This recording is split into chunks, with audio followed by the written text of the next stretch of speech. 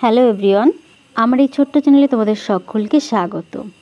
আজকে নিয়ে এসেছি কিন্তু একটা কাপকেকের রেসিপি। তোমাদের সম্পূর্ণ রেসিপিটি দেখার জন্য অনুরোধ রইল। আর এটা ছিল আজকে কিন্তু বাটারস্কচ ফ্লেভারের কেক। আর এই কেকটা কিন্তু অর্ডার করেছিল একটা ছোট্ট মেয়ে তার পিসিমণির জন্য। তো অবশ্যই তোমরা কমেন্টে জানিও কেমন লাগলো। আর এই কেকটা কিন্তু একদম ফিনিশিং দেখো, আমি কিন্তু বাটারস্কচ ফ্লেভারের ভেতরটা করে নিয়েছি আর ওপরটা বাটারস্কচের যে ক্রিমটা হয় সেটা দিয়ে সুন্দর করে আমি একটা কাপের শেপ তৈরি করে নিচ্ছি। যারা কফি বা চা খেতে ভীষণ পছন্দ করে তাদের ক্ষেত্রে কিন্তু এই ধরনের কেকটা ভীষণই ভালো লাগে। আর এই কেকটা করতেও যেমন আমার খুব ভালো লেগেছিলো এবং যারা নিয়েছে তাদেরও কিন্তু ফিডব্যাকটা ভীষণই ভালো এসেছে। আর এই কেকটা দেখতেও কিন্তু অসম্ভব সুন্দর ছিল। তো আমার ফিনিশিংটা করা হয়ে গিয়েছে। এবার কাপের নিচে আমি একটা প্লেট তৈরি করে নেব।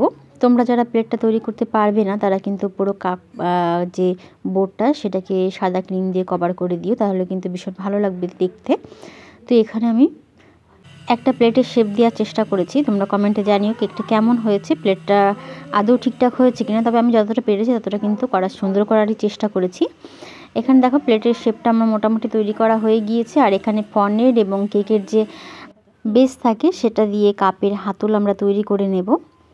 এটা করতে কিন্তু ভীষণই সহজ, একটু চেষ্টা করলেই সুন্দর করে এটা তৈরি করা যায়।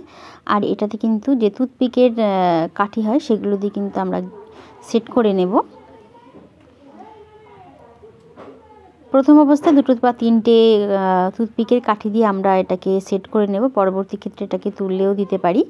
আর উপরে যেহেতু একটু চায়ের আকার তৈরি করব, তার জন্য এটা যেহেতু বাটারস্কচ ফ্লেভারের কেক ছিল, বাটারস্কচের যে ক্রাশগুলো আমরা হোমমেডভাবে তৈরি করে থাকি সেটা দিয়েই আমি কিন্তু চায়ের উপরে যে চায়ের কালার হবে সেটা তৈরি করে নিলাম। তোমরা যারা চকলেট ফ্লেভারের চাও তারা কিন্তু উপরে এটা চকলেট দিয়েও তৈরি করে নিতে পারো। এইভাবে তৈরি করে সমস্ত জায়গায় সুন্দরভাবে ছড়িয়ে দিচ্ছি। এবং উপরে আমি কিন্তু চায়ের একটি ডিজাইনও করে নিয়েছিলাম, নিচে দুটো তিনটে গোলাপ ইউজ করেছিলাম।